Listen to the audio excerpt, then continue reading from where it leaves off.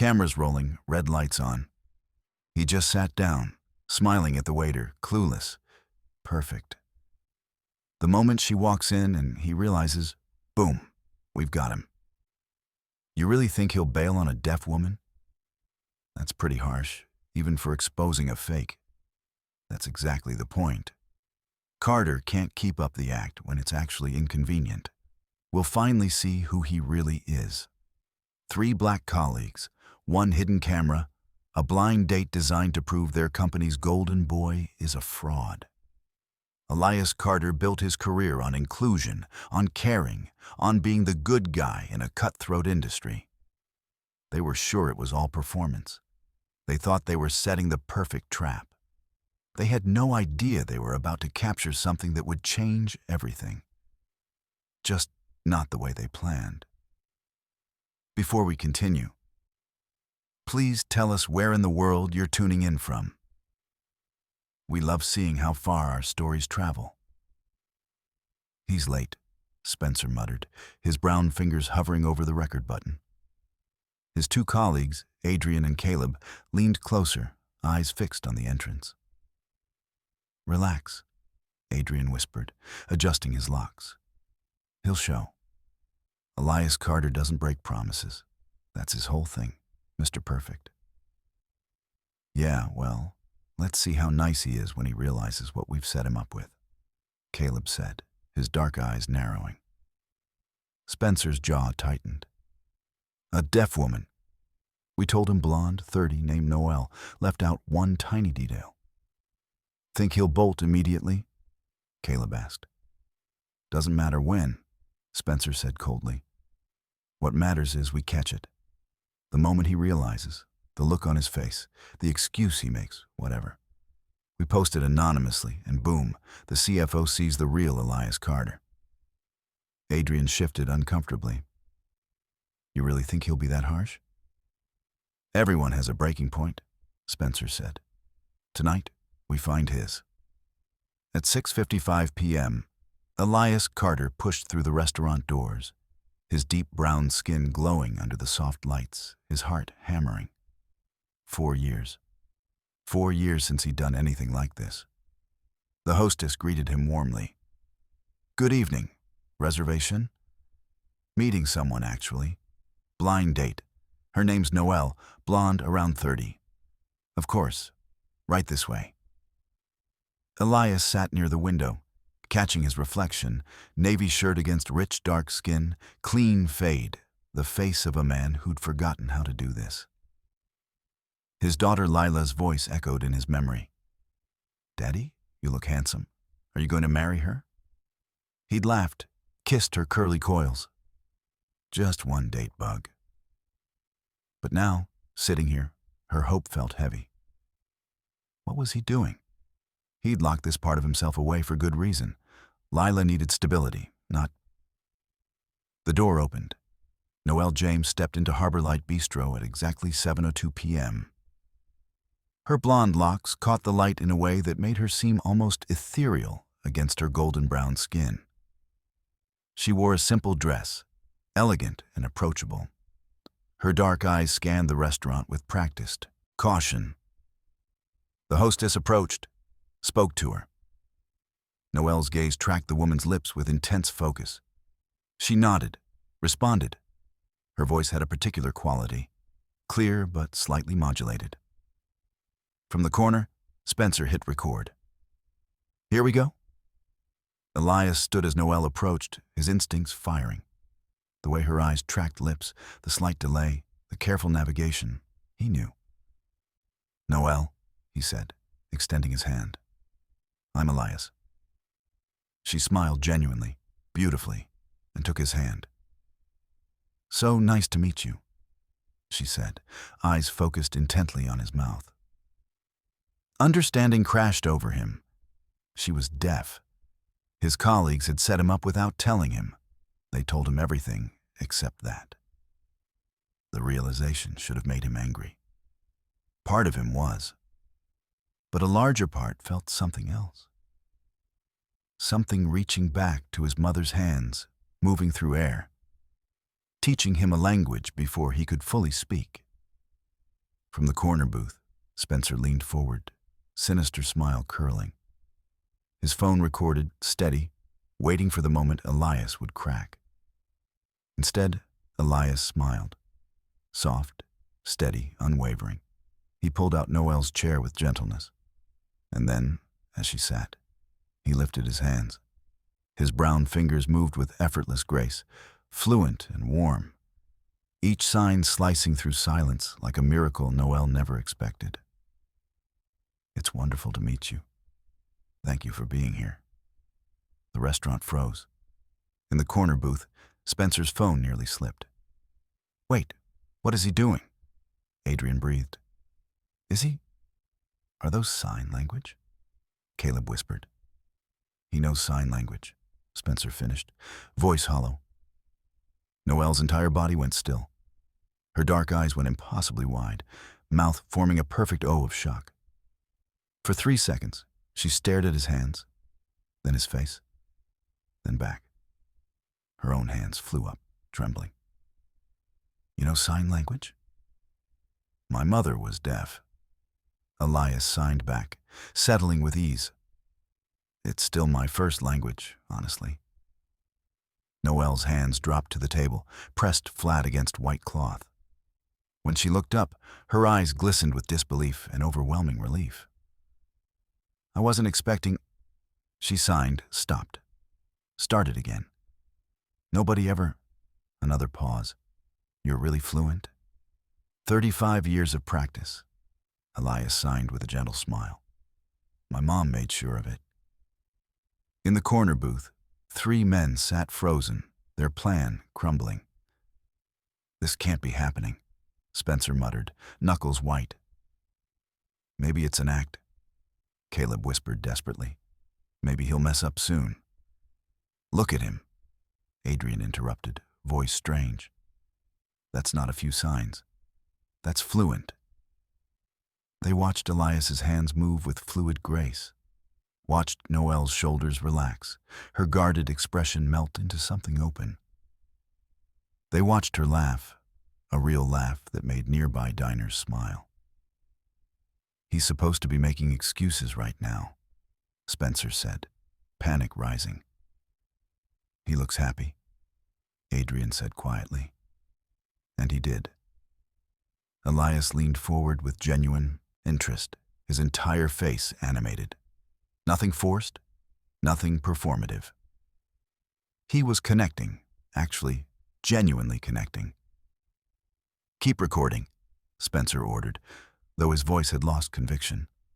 Everyone cracks eventually. But watching Elias laugh at something Noelle signed, watching them fall into easy conversation, Spencer felt something uncomfortable twist in his chest. Doubt. The conversation that unfolded was unlike anything Noelle had experienced in 3 years of catastrophic dates. Elias didn't speak slowly or exaggerate signs. He didn't treat her like she was fragile. He just talked to her like a person he genuinely wanted to know. "So, freelance writer?" Elias signed, leaning forward. "What kind?" "Content marketing mostly," Noelle signed, shoulders relaxing. "Technical documentation, website copy. Not exactly creative writing, but it pays well." "That's incredible. Building your own business takes serious discipline." "What about you?" "I'm a therapist at a downtown firm. Workplace counseling, conflict resolution. Been there about a year." "Do you like it?" Elias paused. "I do. Though lately it's been complicated. Office politics." "Actually, I don't," Noelle signed playfully. "Perks of working from home. My biggest office politics issue is whether the cat sits on my keyboard." Elias laughed, genuine, warm, making diners glance over with smiles. "Okay, you win. That sounds infinitely better." A server approached. Elias smoothly transitioned to speaking aloud, while simultaneously signing for Noelle, translating specials without her asking. Such a natural gesture that something cracked open in Noelle's chest, something closed for a long time. "You have a daughter," Noelle signed after food arrived. Most men don't mention kids until date 3. Elias's face softened, transforming. Her name's Lila. She's 7, obsessed with volcanoes, convinced our cat is plotting world domination. She sounds amazing. She is. The best thing that ever happened to me. His hands moved with tenderness. If someone can't handle that, I come as a package deal. Better to know now. Lila's not a secret. She's my whole world. Noelle set down her fork. Your wife? She signed carefully. The question hung. Elias's hands faltered. First time all evening. When he continued, his signs were slower, weighted with old grief. She passed away 4 years ago. Lila was 3. Heart condition nobody knew about. One day Mara was planning Lila's birthday party, and 3 days later, he stopped. I've spent 4 years learning to be both parents. Learning to braid hair from YouTube, learning princess movies can be good if you watch them 60 times. He attempted a smile. I locked myself away after that. Told myself Lila needed stability, just her and me. This is actually my first date since. My daughter kept asking why I never did anything fun, and I realized I didn't have a good answer. Noelle reached across, not quite touching his hand, close enough for warmth. I'm so sorry. That must have been incredibly hard. Still is. Elias looked at their almost touching hands, both brown against white tablecloth. But Lila taught me something. You can't hide from life forever just because you're scared of losing again. At some point, you have to choose to live, not just survive. Is that what tonight is? Noelle signed, playful. Choosing to live? Surprisingly, yes. Elias signed back, smile genuine. You're much better company than my usual Friday dates with a 7-year-old and animated movies. Noelle laughed, unguarded and real. From his position, Spencer's colleagues grew restless. This is a complete bust, Adrian muttered. He's actually enjoying himself. Maybe he's being polite, Caleb offered weakly. But they were watching something they hadn't anticipated. Genuine connection, real conversation. A man treating a woman with respect, not as charity or a punchline. Keep recording, Spencer said, doubt creeping through. By dessert, Elias and Noelle had discovered shared interests. Both loved hiking but were terrible at identifying plants. Both thought pineapple on pizza was criminal. Both had read the same obscure fantasy series with passionate opinions. Tell me about your mother. Noelle signed carefully. What was she like? Elias's expression grew tender. Fierce. She refused to let anyone make her feel less than because she couldn't hear. She worked as a teacher at a school for deaf children, absolutely beloved. Students came back years later just to visit. She sounds wonderful. She was. She taught me disability isn't weakness, just a different way of experiencing the world. Also made the best chocolate chip cookies. I could win any argument without saying a word. Noelle's hands moved slowly. She would have been proud of you tonight. I hope so. Elias paused. Noelle, I need to tell you something. I didn't know why my colleagues were so eager to set this up, but halfway through dinner, I noticed them. He gestured subtly toward the corner. 3 guys from my office. They've been recording us.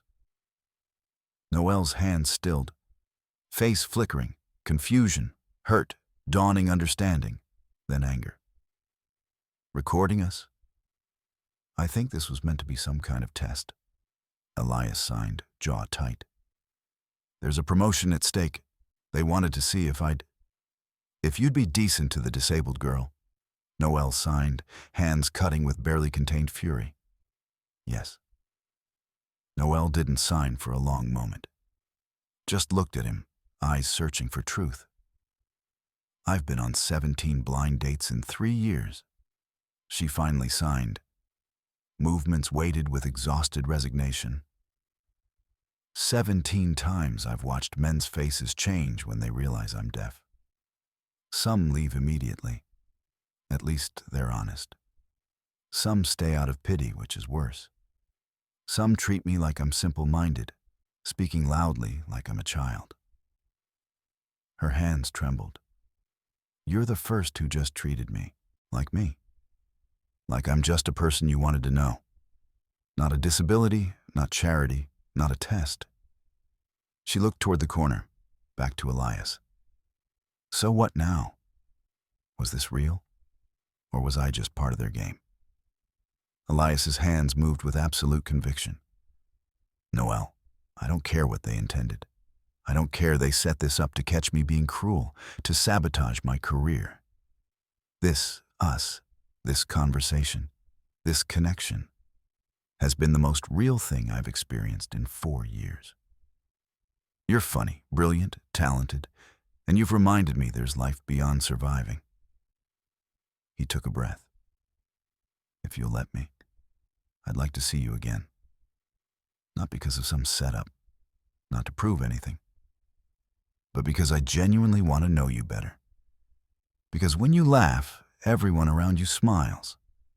Because tonight has been special. Exactly. Noelle signed, tentative hope blooming. The restaurant had grown quieter, other diners filtering into the night. From their corner, Spencer and his colleagues had stopped recording, weight of what they'd done settling like ash. Noelle's hands moved slowly, deliberately. I'd like that too. Saturday morning, Elias made pancakes while Lila sat at the kitchen table, her coily hair wild from sleep, swinging her brown legs. Bug, I need to tell you something, Elias said, sliding a pancake onto her plate. Lila looked up. What? Remember my date last night? Well, I met someone really special. Her name is Noelle, and I'm seeing her again tomorrow. She might come here. Lila's eyes went wide. To our house? Is she nice? Does she like volcanoes? Yes, and probably. But there's something else. Noelle is deaf, which means she can't hear. She talks with her hands using sign language. Like in that video about Grandma? Something warm bloomed in Elias's chest. Exactly like that. I thought maybe we could practice signs together before she comes. Yes. Can I learn how to say, volcanoes are awesome? We'll work on it. Saturday afternoon arrived. Elias had cleaned 3 times.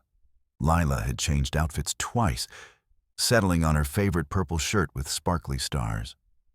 The cat had been bribed with treats. When the doorbell rang at 2, Lila bolted. Lila, slow down. But she was already yanking the door open. Noelle stood on the porch holding a small bag, wearing jeans and a soft yellow sweater that glowed against her brown skin. When she saw Lila, her face lit with delight. Lila stared up, then carefully raised her hands. Hello. Nice to meet you. The signs were clumsy, her small brown hands uncertain, but Noelle's eyes immediately filled with tears. She knelt to Lila's level, hands moving slowly. Hi, Lila. Your dad has told me so much about you. I heard you're an expert on volcanoes. Lila looked back at Elias, who quickly signed translation. Her face exploded into the biggest smile. Yes, she signed. 2 hours of pure joy followed. Layla dragged Noelle to her room, showing every volcano book, every rock, collection. Noelle examined each with genuine interest, asking questions Elias translated, engaging with Lila's 7-year-old passion.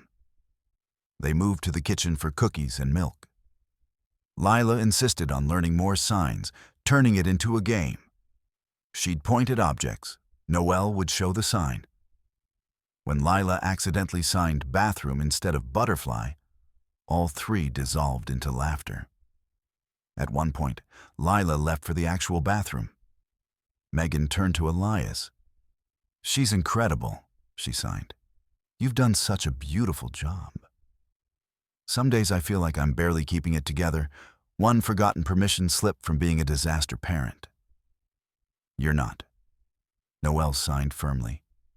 She's confident, curious, kind, full of love. That doesn't happen by accident. That comes from you. Elias's throat tightened. He hadn't realized how badly he needed to hear that. Lila burst back, hands moving enthusiastically but incorrectly. Noelle's eyes met Elias's, both fighting not to laugh. In that moment, something shifted. Less like something new beginning, and more like pieces that always belonged together, finally finding their way home.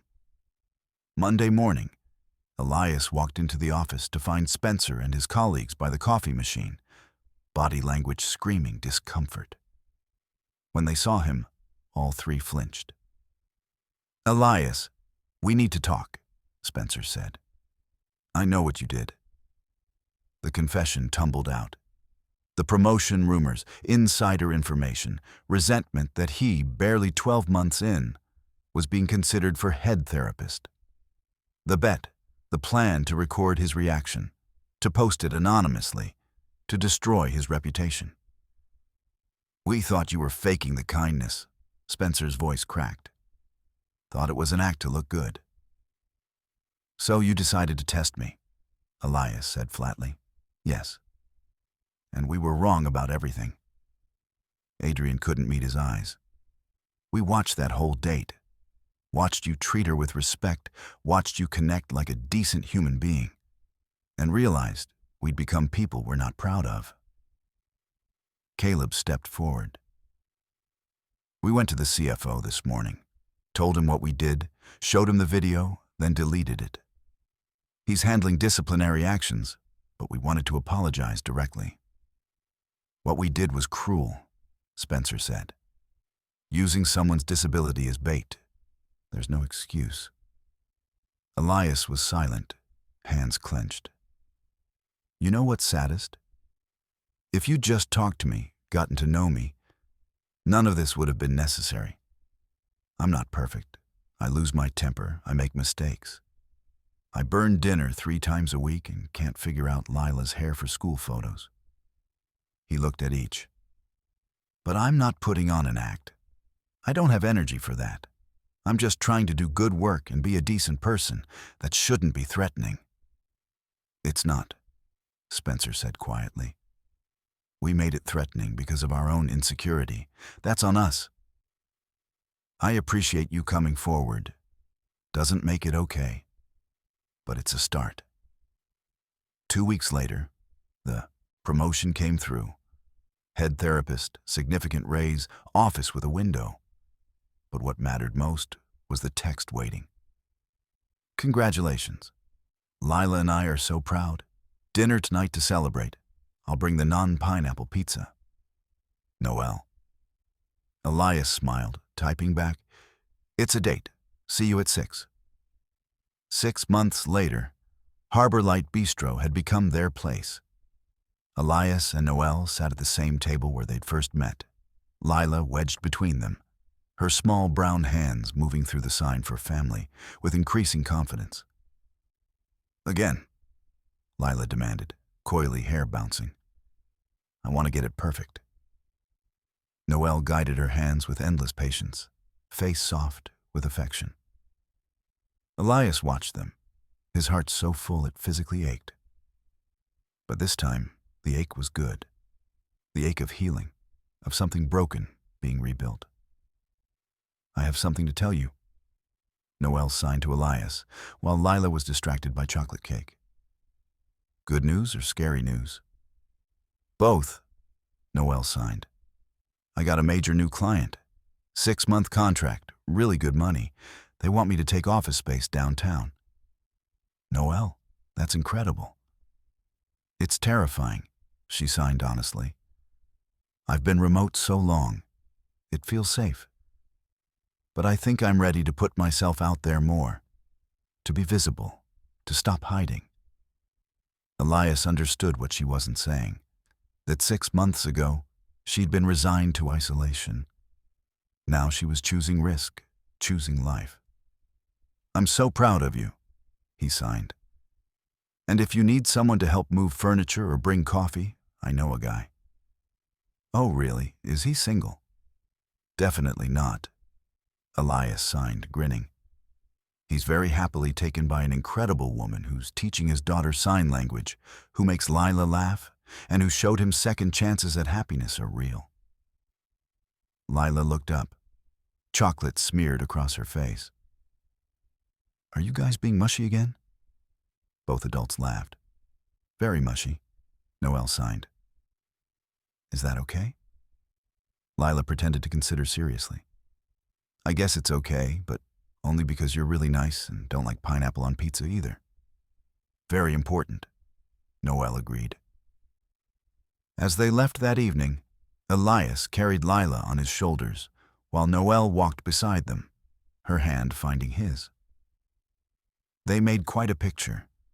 The single father who'd learned to parent alone, the daughter who'd lost her mother, but found new love, and the woman who'd almost given up before finding connection in the most unexpected place. Spencer passed them on the street, paused, met Elias's eyes, and nodded. Respect and acknowledgement. Elias nodded back. Some wounds healed, some relationships rebuilt stronger, some mistakes became foundations for growth. That night, after Lila was asleep and Noelle had returned to her apartment, Elias stood in his daughter's doorway. She clutched the stuffed volcano Noelle had given her, face peaceful in the soft glow of her nightlight. 1 year and 3 months after that first date, Elias took Noelle and Lila back to Harbor Light Bistro.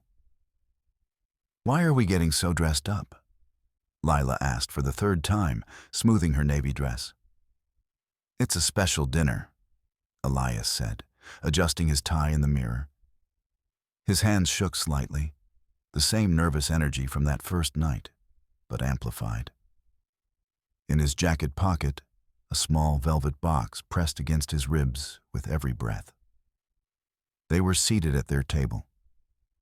Lila chattered about her upcoming science fair while Noelle smiled, hands moving through responses that made Lila giggle. Halfway through dinner, Elias glanced at his phone, then signed to Lila. He whispered in her ear. Her eyes went wide. She nodded enthusiastically. "Noelle?" Lila signed carefully. "Can I ask you something important?" Noelle's brow furrowed. "Of course, sweetie." Lila took a deep breath. "Would you like to be part of our family, like officially forever?" Noelle's hands froze. Her eyes darted to Elias, who had stood and moved beside the table. He was lowering to one knee, pulling out the velvet box. The entire restaurant held its breath. Elias's hands moved with trembling emotion. "Noelle James, you walked into my life when I'd convinced myself I was done living. You saw me, really saw me, and chose to stay. You've taught Lila that love doesn't have limits. You've shown me that broken things can heal into something even more beautiful." He opened the box, revealing a simple, elegant ring that caught the amber light. "I'm not asking you to complete us because we're not incomplete. But I am asking you to choose us every day, the way you've been choosing us for over a year. Will you marry me?" Noelle's hands flew to her mouth, tears streaming down her brown cheeks. For a moment, she couldn't move, couldn't sign, could only stare at the man kneeling before her and the little girl bouncing excitedly beside him. Then her hands moved, shaking but certain. "Yes, yes, yes, I'll marry you." The restaurant erupted in applause. Lila launched herself at both of them, creating a tangle of brown arms and laughter and happy tears. Elias slipped the ring onto Noelle's finger, then pulled both his girls close, his heart so full he thought it might burst. 3 months later, Noelle stood in a bridal boutique surrounded by soft white fabric. She'd tried on 4 dresses, but this one, a simple A-line gown with delicate lace sleeves, felt right. She stood before the 3-way mirror, watching how the fabric moved against her golden brown skin. Her phone buzzed. Text from Elias. Lila wants to know if your dress has sparkles. She's very concerned about the sparkle situation. Also, I miss you. Also, I love you. Also, 3 more weeks feels like forever. Noelle typed back. Tell Lila there are sparkles, sort of. Lace counts, right? Miss you too. Love you more. Mention it again. Response immediate. I love you. I love you. I love you. See you at home in an hour. When Noelle walked through the door of their house now since she'd moved in 2 months ago, she was immediately ambushed by Lila. Did you get a dress? Is it pretty? Does it have sparkles? No pictures. Noelle signed with mock seriousness. Your dad can't see it until the wedding. Bad luck. But I can see it, right? Of course, you're my maid of honor. Lila's face lit like she'd been given the greatest gift. Elias emerged from the kitchen, work shirt on, butt tie loosened, sleeves rolled up. He crossed the room and kissed Noelle softly, his brown hand cupping her face with such tenderness it made her chest ache. Good day, he signed. Perfect day, she signed back. Found the dress. Can't wait to see you in it. His eyes held such love, such certainty that Noelle felt tears prick her eyes. Movie night, Lila announced, already pulling blankets onto the couch. We're watching the volcano documentary I picked. Elias and Noelle exchanged amused glances. A volcano documentary wasn't exactly relaxing Friday entertainment, but watching Lila's enthusiasm made everything worthwhile. They settled onto the couch, Lila wedged between them. The cat sprawled across their laps, blankets tangled around their legs. The documentary played, but none were really watching. Lila kept signing excited comments about lava flows. Elias's arm stretched across the couch back, fingers occasionally brushing Noelle's shoulder. Noelle's hand rested on Lila's curly hair, absently playing with her coils. This, Noelle thought. This ordinary, beautiful, perfect moment. A year ago, she'd been on her last blind date, resigned to loneliness, convinced no one would see past her disability. Now she was here in a home filled with laughter and volcano documentaries and a man who'd learned sign language from his mother and taught it to his daughter. A man who'd looked at her that first night and seen not a disability or a test, but simply her. What are you thinking about? Elias signed during a quiet moment when Lila was absorbed in the TV. How lucky I am, Noelle signed back. I'm the lucky one. We're all lucky. Lila signed without looking away from the screen, making both adults laugh. The cat purred. The documentary droned about pyroclastic flows. Lila's breathing gradually slowed as she dozed against Noelle's side. Elias's thumb traced gentle circles on Noelle's shoulder. Outside, the world continued spinning with all its chaos and cruelty and unexpected kindness.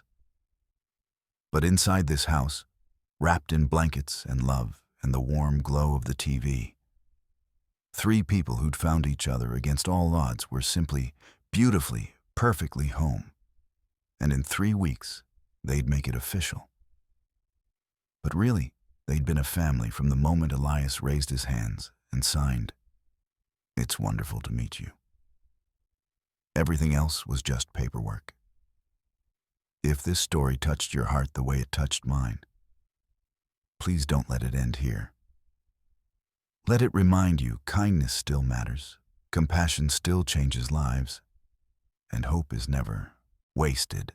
Subscribe and be part of our TribeAfriTales family where every story lifts the spirit and reminds us that light always finds its way back. And if this moment moved you, share it. Because sometimes sharing hope is the kindest thing we can do.